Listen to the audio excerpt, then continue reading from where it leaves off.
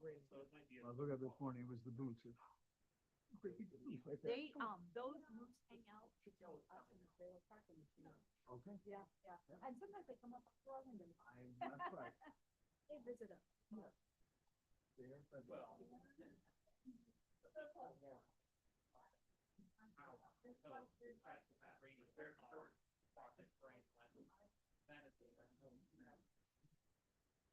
I don't want to feel bad.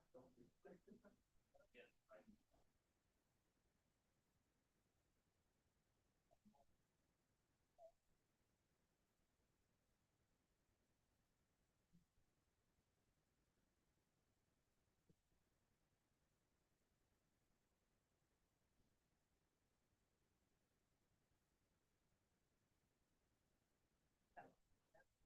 I am with it. Exactly.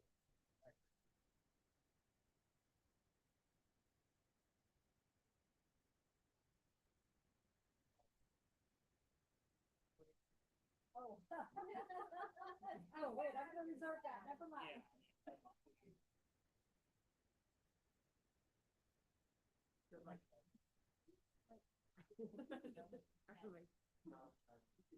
I do remember this time. Freaking excited. And one thing I had to look forward to was setting aside one day for Yeah, yeah, okay. I'll find it. So we'll keep it fun. that opens up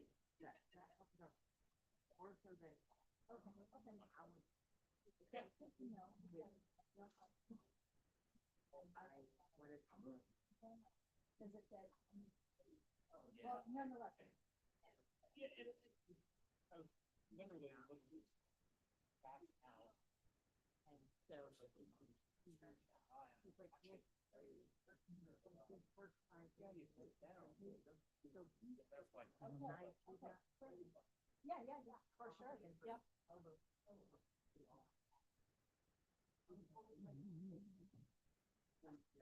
and I did the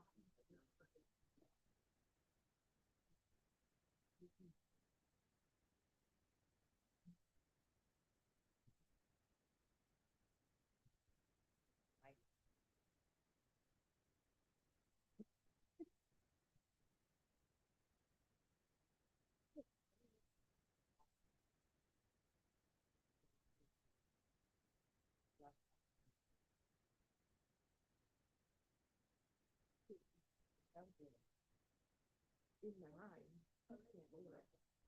It gave me permission to go.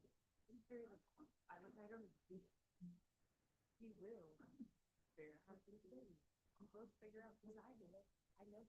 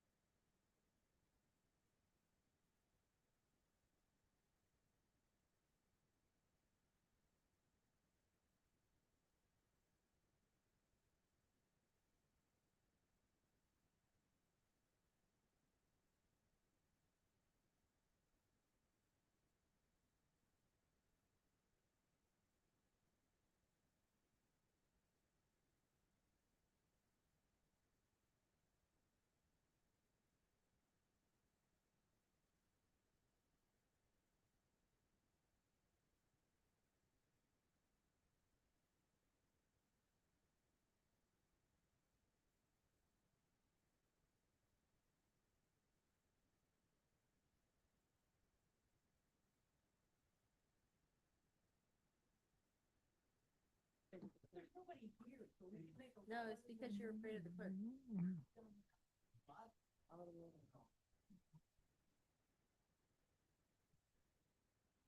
I would like to call the February 11th, 2026 City Council regular meeting to order. Will everyone please stand and join me with the Pledge of Allegiance? I pledge allegiance to the flag of the United States of America and to the republic for which it stands, one nation, under God, indivisible, with liberty and justice for all.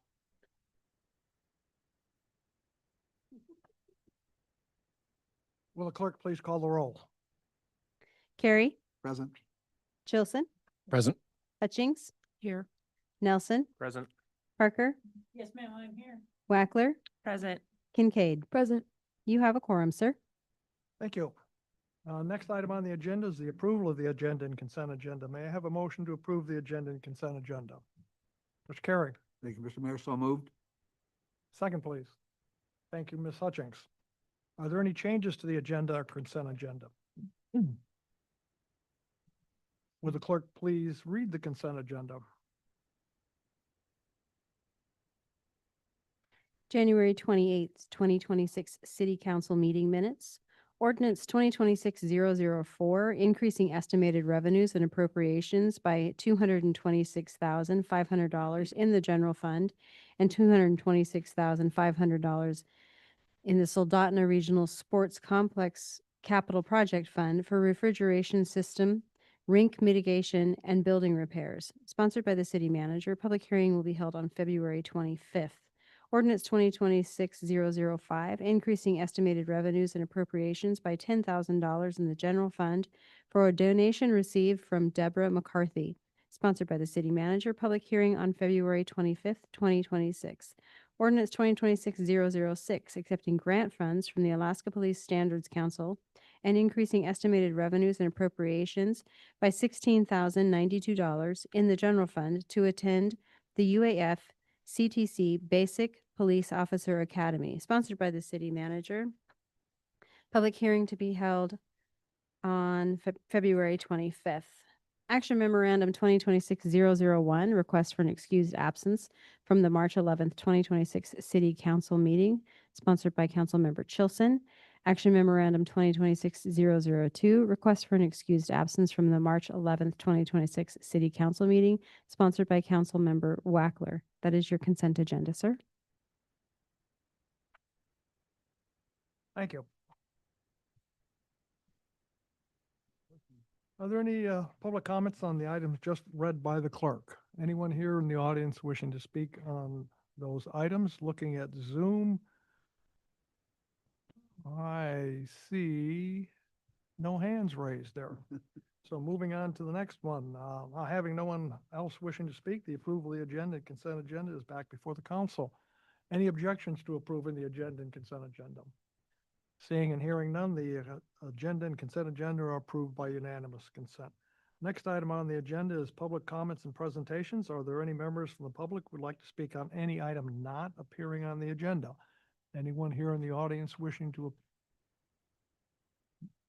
We'll take a look at Zoom, and I see no hands raised there.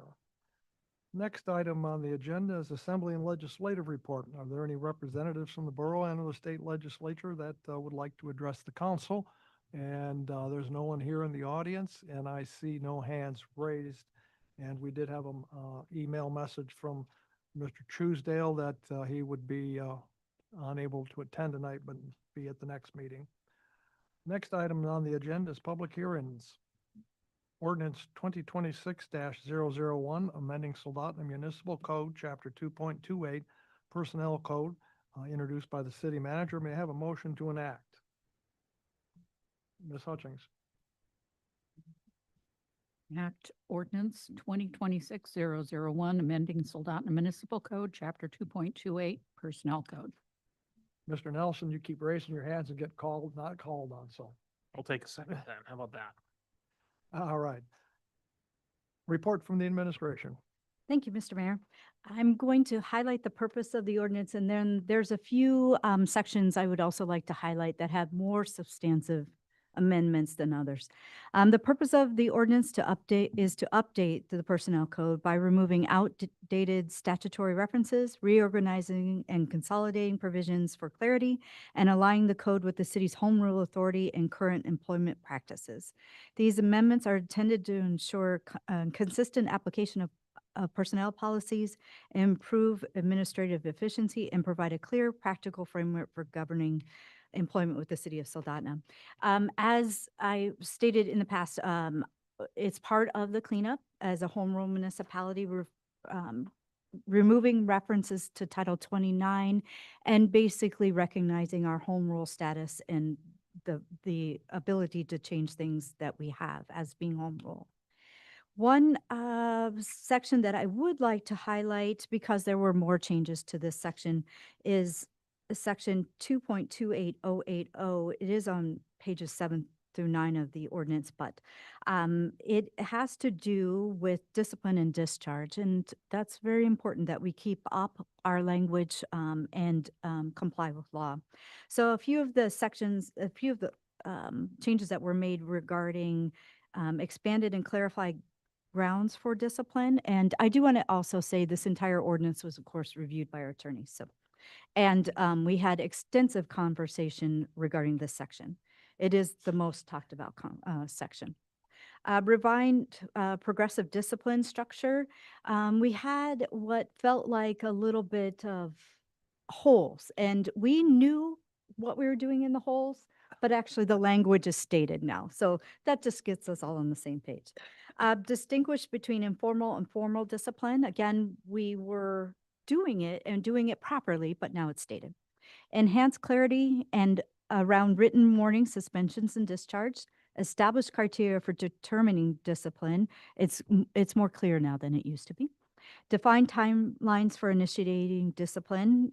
Again, that has been really refined for clarity. Clarified grievance applicability. Updated grounds for immediate discharge, modernized provisions for employees charged with serious crimes, and reaffirmation of just cause standards. So that, as I stated, this section has been the most talked about with our attorneys and the most amended portion of it. Also, the grievance procedure is now in 2.28087, and the ordinance repealed and replaced the former grievance, and it actually refined it. Again, it refined to what we are doing, and it also refined to the recommendations of our city attorney. It clarified definitions and time measurement, a formalization of time extensions. We were extending time, but we really needed it written. Commencement and waiver language. And then it also clarified our step procedures. The language was a little bit ambiguous, and we wanted to remove that. So that has been clarified, and it's a good process. It'll be good moving forward. Another section, not a lot, let me just state the section, 2.28290, pages 20 to 22 of the ordinance. Sexual harassment and anti-discrimination. We didn't have anti-discrimination language, so now we do have anti-discrimination. We were practicing, but this expands on the language and comes into the legal compliance. And really, there's, other than that, a lot of grammatical changes and a few others, but those were the substantive changes to this ordinance. Thank you. Are there any members of the public who wish to speak on this item, ordinance 2026-001? Seeing no one here in the audience, we'll take a look at the Zoom, and there are no hands raised there. Having no one else who wishes to speak, the item is back before the council. Are there any council comments? Mr. Karen. Thank you, Mr. Mayor, and to our wonderful manager. This type of thing is significant. I have to acknowledge, I don't see any employee here who will be, Mr. but- Kirkin. excuse me, with a couple of exceptions. In the chairs here, Right. the public, I don't see anyone here obviously voicing their concern. And I have certainly had no calls. Okay, and so the question I want to ask, and I want to state this, a difficult question, but again, it's going to help me because that's kind of how I make a decision on something like that without when you change the language, you fill in the holes, as you mentioned, and you were very clear, and I found it humorous, that you know what you're doing in those holes, but now we're putting it into language.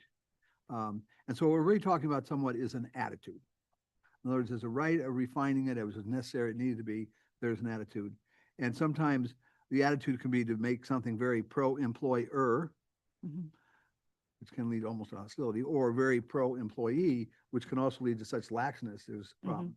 So that, again, like I say, I know your answer, but I need to hear this.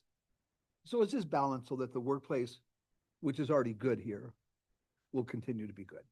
I would say so. I really feel like this strikes that balance and it clarifies because as I stated, a lot of it we were already doing, but it wasn't clear to really the employee. And then even to, there were times, I'd be like, okay, what's the code say? I'm like, okay, but that's not what we're doing. So just really clarifying. I do feel like it strikes a balance.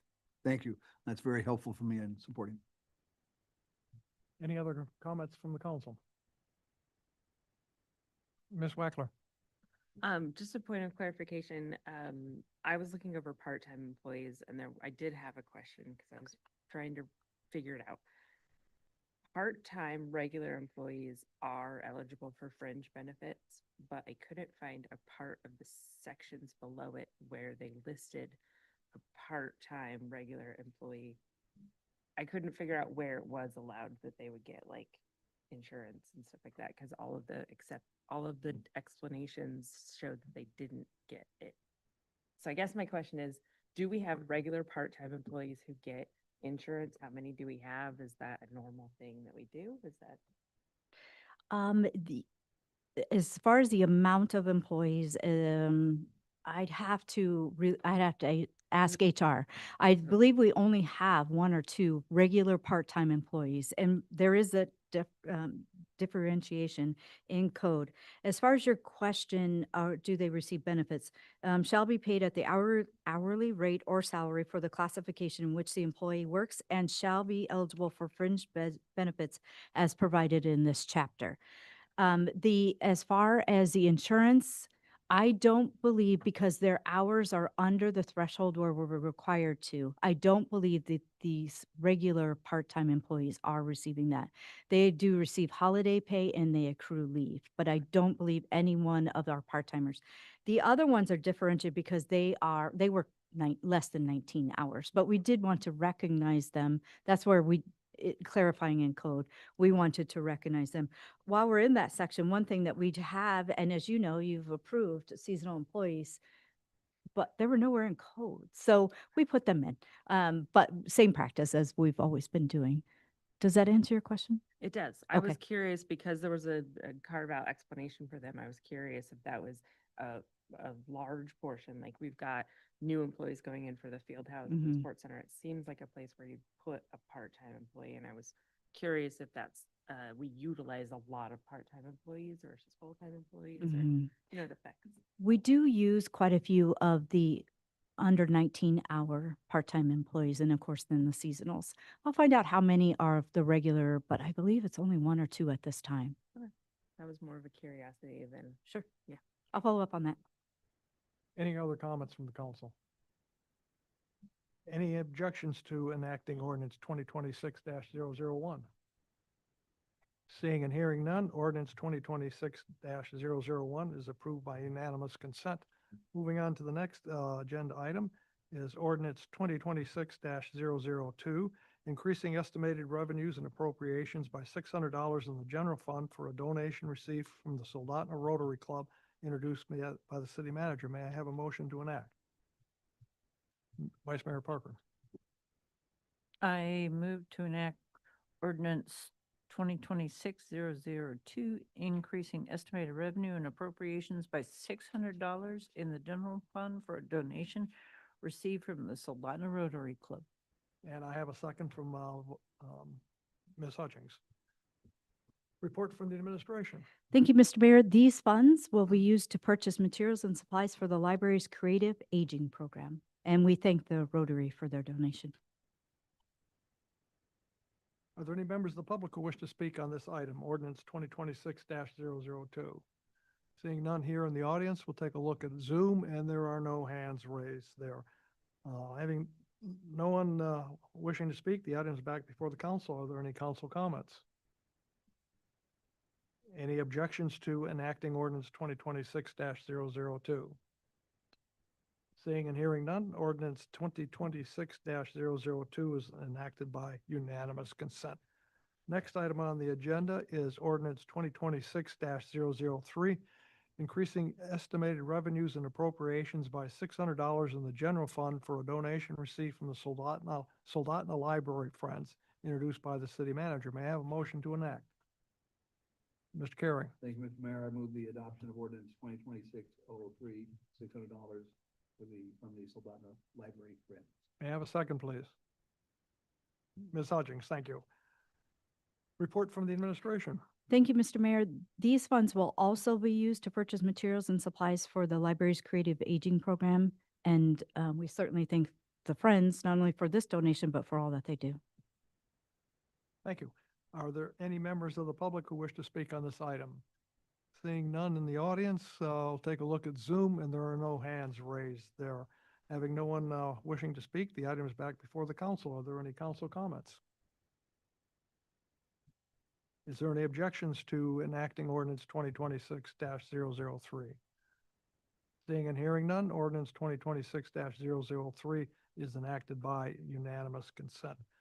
Next item on the agenda is unfinished business. Postponed item is ordinance 2025-039, amending the Soldotna Municipal Code, section 17.10.385 to establish a uniform administrative permit requirement for all short-term rental units and amending sections 17.10-130, 17.10.260, 17.10.315, and 17.10.400 for consistency, introduced by Councilmember Chilson.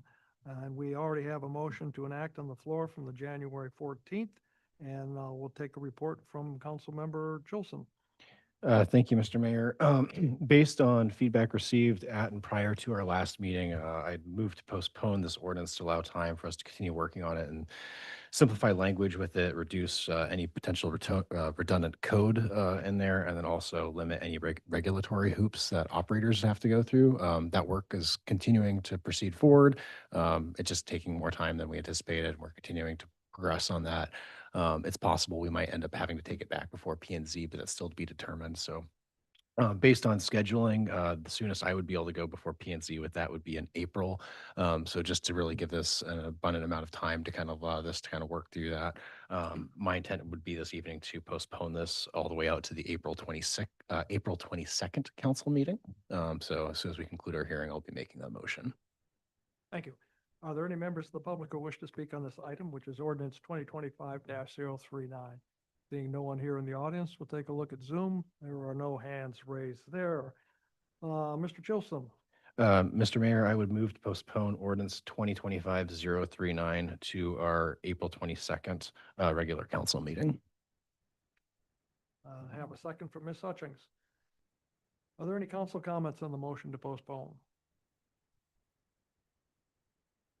Any objections to the postponement? Seeing and hearing none, the ordinance 2025-039 is postponed to the April 22nd, 2026 meeting. Next item on the agenda is new business, and that was all on the consent agenda. Next item, mayor and council reports. I just have a couple of things. I attended the grand opening and ribbon cutting for the Symbol floor covering over in the Blasey Mall. And as a result of that, and the door prizes being handed out, I managed to get the Super Bowl prize, which was 3 gift certificates for dining and a 75-inch color TV. Seeing that I haven't had a color TV in my house in almost 6 years now, my daughter and grandkids have inherited a new 75-inch TV. And I told my grandson when he was very pleased with receiving it that that came with a 5-year commitment to shovel at my driveway and sidewalk. And guess who I haven't seen in the last few days? I hope everybody's team won in the Super Bowl. It was not a very exciting game until about the last quarter, but good game. And for a reminder for everyone, we have a lot of public hearings on the agenda for February 25th. So plan on it possibly being a long meeting, but there's a lot of them on there. We'll move on to the next agenda item, council.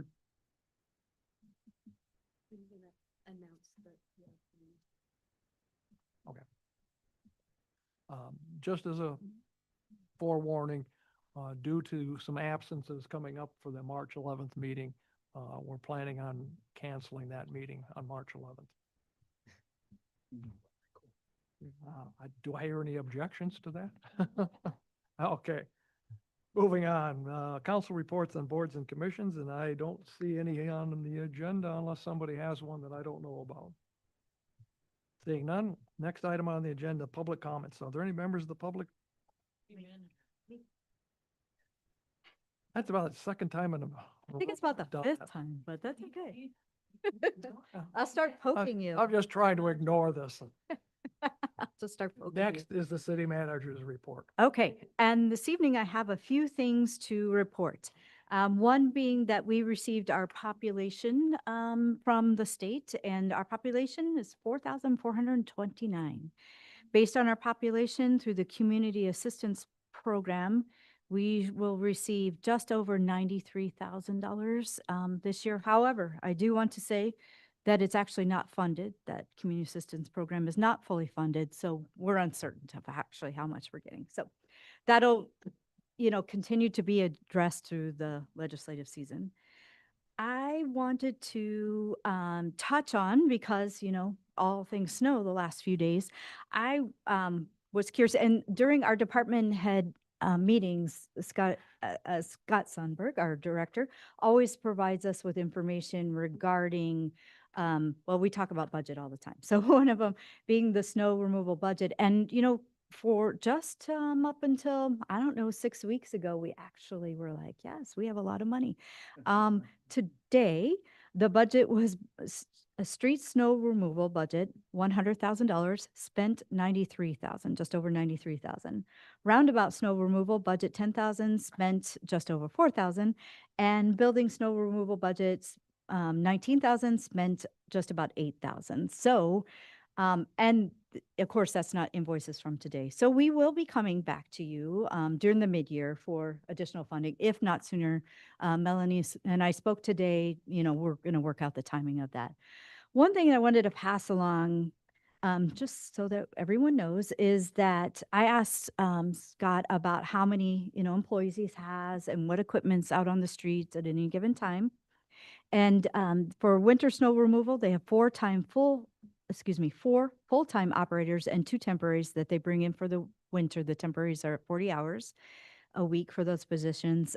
He himself also gets in equipment and removes snow. On snow days, they have 2 graders on secondaries, and that'd be secondary roads, 3 graders on bigger snowstorms, and again, he's out there. 1 grader on the mains with 2 pickups doing sidewalks, 1 grader at the airport, and when pickups are done with sidewalks, 1 goes to the airport to blow snow, and the other uses trackless to do sidewalks and bike paths. And day 2 of their practice is they load the trucks, and the rest of the crew will head to the airport. Big snowstorms, airport will take 3 days. Also, day 2, we do Soldotna Creek Park, Aspen, and sometime help out at the sports center, especially if it's a brown bear game, and then they cross over and help out. And as they've been removing a lot of snow lately. So I just wanted to provide that information as, we move forward to snow operations. You've heard a lot about the biosolids dewatering project and the funding that we've been able to receive and grant funding. And the project was bid and bids were received. I don't have all of the information in front of me, so I'm not going to, I'll get back to you with the accurate, but the bids came in within the bid, within our funding. So Unlike the last go around with this project where it was significantly over our budget, this is within our budget. So that's very good news. The bids are being reviewed by Public Works, making sure, all the things that they have to do and to go through. So as soon as I have all of that information, I'll let you know who the successful bidder was and the contract amount. CDS, congressionally designated spending. First, you have not received it, I don't know who has been received it, but our 2026 legislative priorities guide, I have one for each of you. And as you know, we were successful. Thank you. Successful receiving $2.3 million for the Marydale project. A big thanks to Senator Murkowski, Senator Nick Begich III, pausing. Thank you, Nick Begich. I was focused on the third, Congressman Nick Begich III, and to all of our employees and our lobbyists who work on this project. We're very thankful for that. Our federal lobbyists are in the process of submitting our projects into next year's CDS funding opportunities. Also, at the state level, we put our projects in what's called CAPSIS for state funding, and those have been submitted as well. And I think that is, sorry, one item, there's many bills that I'm watching closely at the state level is Senate Bill 81. And Senate Bill 81 is regarding PERS and TERS and service liability and so on and so forth. So some ways it not returns because statutorily you can't return back to an old system, but brings back a defined benefit. There's been a lot of conversation at that. I watched the Senate hearing on it, not Senate hearing, the Senate committee meeting on it. The committee is divided on this topic, but it continues to move forward. So we'll see how this, it affects us as far as recruitment, especially in the public safety realm. They had a lot of statistics on that. They provided information. I'm not able to download any of that. It was during the meeting, but regarding retention of public safety employees and then other employees as well.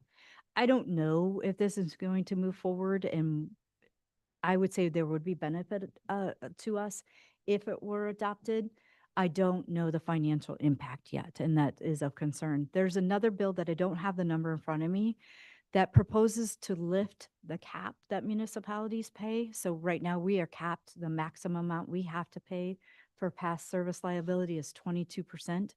This bill proposes to lift it, and there won't be a cap. There'll be a calculation, but not a cap. That's really scary for municipalities. That will have a very big, has the potential to have a big impact on our budget. Maybe there'll be years where it'd be less than 22. I don't believe that will be the case because the fund is still underfunded. So I don't believe that that'd be the case. I think if anything, the percentage would go up. So I'm watching that bill as well.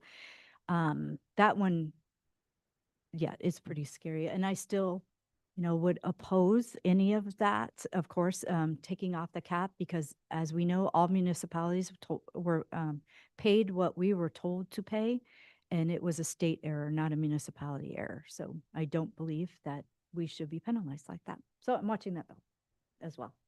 That's what I have. Thank you. Any questions for the city manager? Joseph?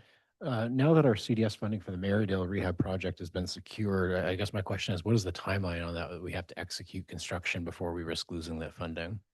We have a 3 to 5 year window on it, and we will start now with the design phase of the project. So we do have 3 to 5 years. Okay, thank you.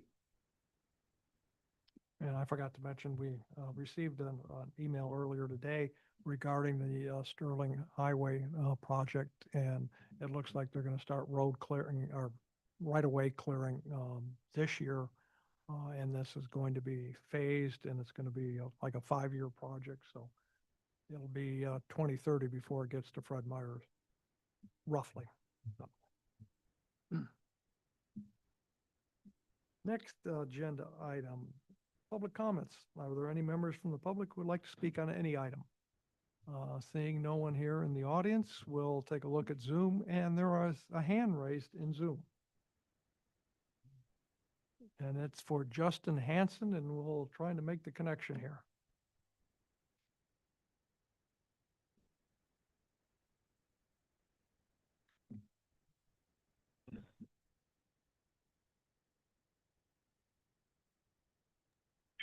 All right, can everyone hear me?